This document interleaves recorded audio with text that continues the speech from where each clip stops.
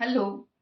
Contract of sale of goods is a contract whereby the seller transfers or agrees to transfer the property in goods to the buyer for a price. तो यहाँ पे कुछ ऐसे शब्द आए हैं जिनका अर्थ आपको समझना जरूरी है. मतलब ट्रांसफर्स और agrees to transfer and property in goods. तो प्रॉपर्टी का मतलब है मालकियत, ओनरशिप, टाइटल. ट्रांसफर्स मतलब तुरंत ट्रांसफर कर दे रहे हैं सेलर यदि बायर को, तब हम उसे सेल कहते हैं. अग्रीज टू ट्रांसफर यदि है मतलब भविष्य में ट्रांसफर करने वाले हैं तो हम उसे अग्रीमेंट टू सेल कहते हैं. इसका मतलब सेल का जो कॉन्ट्रैक्ट है वो एब्सोल्यूट कॉन्ट्रैक्ट भी हो सकता है या कंडीशनल या कॉन्टिंजेंट कॉन्ट्रैक्ट भी हो सकता है. तो एब्सोल्यूट कॉन्ट्रैक्ट कैसे? यदि ओनरशिप तुरंत ट्रांसफर हो रही है बायर को तो it is absolute contract. Conditional contract कैसे?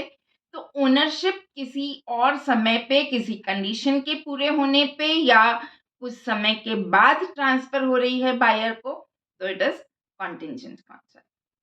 तो अब यहाँ पे हम डिस्कस करेंगे the difference between sale and agreement to sale.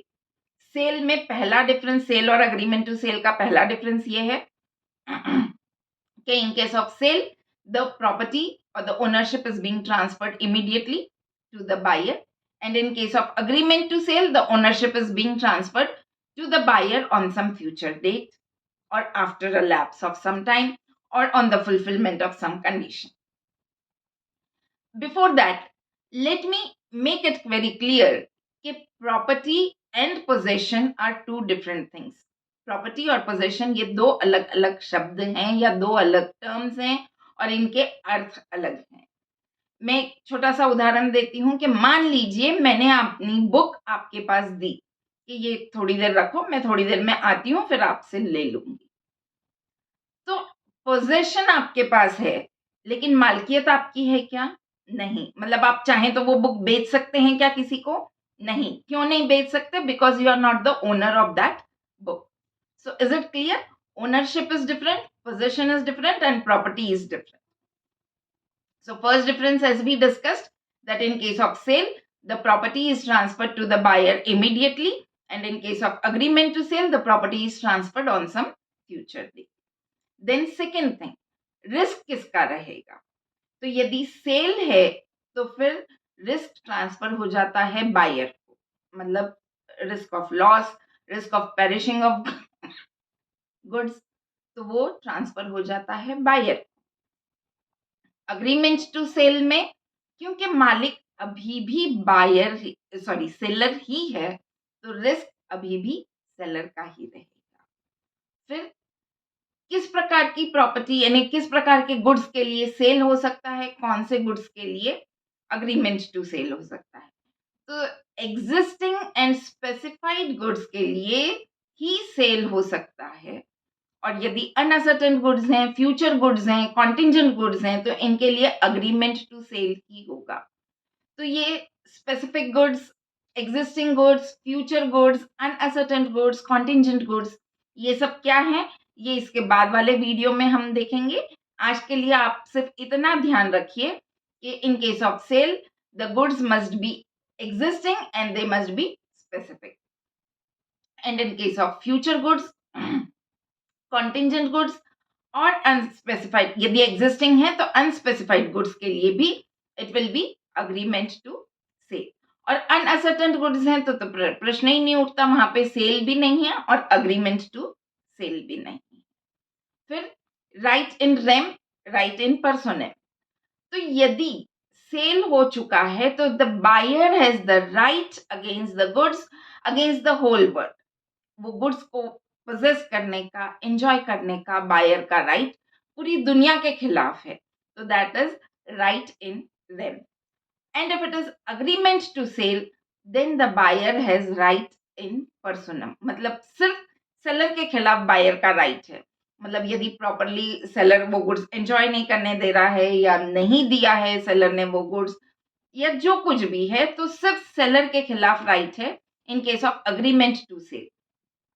लेकिन सेल में बायर के पास पूरी दुनिया से झगड़ के वो गुड्स ओन करने का, पोजेस करने का, एंजॉय करने का राइट है, तो it is right in rem. In case of agreement to sale, it is right in person. Then what will be the effect in case of what will be the result of reselling? Means can the buyer can the seller resell the goods?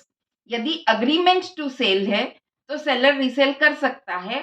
उस situation में जो पहला buyer था वो सिर्फ compensation या damages claim कर सकता है सेलर से.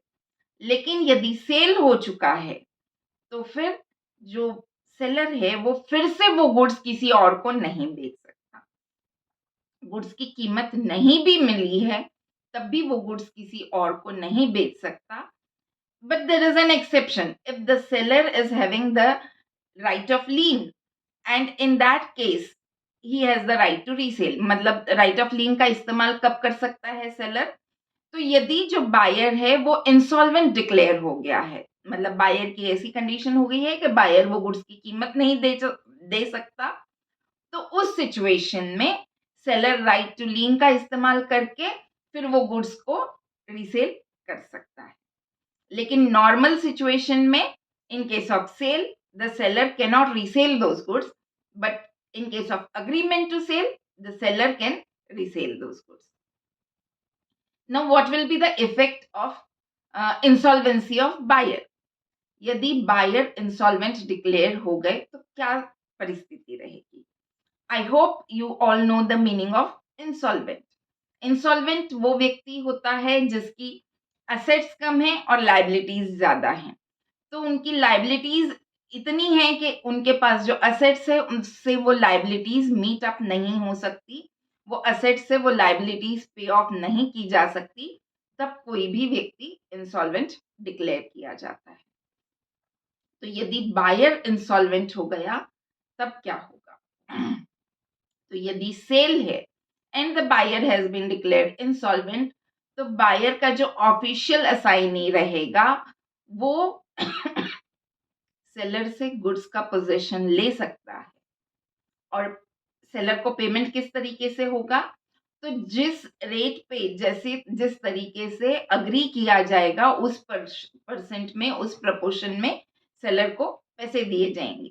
मतलब जैसे बाकी के जो क्रेडिटर्स हैं उनको जिस तरीके से रुपए दिए जाएंगे उसी तरीके से सेलर को भी रुपए दिए जाएंगे. And in case of agreement to sell, यदि अग्रीमेंट टू सेल है और बायर इंसॉल्वेंट डिक्लेयर किया गया है तो the seller is under no obligation to hand over the goods to the buyer. और यदि गुड्स की कीमत भी बायर ने दे दी है सेलर को, तब the thing will be different. But otherwise, if the buyer has been declared insolvent, the buyer is under no obligation to hand over the goods to the the seller is under no obligation to hand over the goods to the buyer, because agreement to sell था, इसका मतलब मालिक अभी भी seller ही. And then in case of insolvency of seller, मतलब यदि seller insolvent हो गया तो उससे पहले एक चीज और बता दूं, ऑफिशियल असाइनी किसे कहते हैं या ऑफिशियल रिसीवर किसे कहते हैं? तो जब कोई व्यक्ति इंसॉल्वेंट डिक्लेयर किया जाता है तो कोर्ट द्वारा किसी एक व्यक्ति को अपॉइंट किया जाता है who looks after the person who has been declared insolvent, means who looks after the assets and liabilities of the person who has been declared insolvent. और फिर assets कितनी है, liabilities कितनी है और वो liabilities को कैसे पे ऑफ करना है, कैसे सेट ऑफ करना है, ये वो ऑफिशियल असाइनी तय करता है. मतलब किस प्रपोर्शन में वो लाइबिलिटीज को राइट ऑफ करेगा, ये ऑफिशियल असाइनी असेट्स और लाइबिलिटीज कितनी है वो देख के तय करते हैं. तो official assignee is a person who has been appointed by the court to set off the liabilities. Now, if the seller is declared insolvent, what will be the effect? यदि सेलर इंसॉल्वेंट हो गया और यदि वो cell है तो यहाँ पे मालिकियत किसकी है? बायर की है. तो बायर को मतलब सेलर का ऑफिशियल असाइनी वो गुड्स को बायर के पास जाने से रोक नहीं सकता. गुड्स का पोजीशन यदि सेलर के पास है तब भी सेलर का ऑफिशियल असाइनी वो गुड्स बेच भी नहीं सकता। यदि उसको गुड्स की कीमत बायर से नहीं भी मिली है, तब भी वो गुड्स को बेच नहीं सकता। Why? Because he is just the custodian of the goods, because ownership is with the buyer. In case of agreement to sell, the official assignee of the seller can definitely sell those goods. मतलब क्योंकि मालिकियत अभी भी seller की है, तो official assignee यदि चाहे तो वो गुड्स बेच सकता है। तो I hope the difference between seller agreement to sell and sale is clear to you. और इसमें आपको सबसे अच्छी बात क्या लगी वो ज़रूर बताइएगा। इसके अलावा आप किसी और टॉपिक पे कोई वीडियो चाहते हैं तो मुझे कमेंट करके ज़रूर बताइएगा। I will try to prepare on the same. Thank you.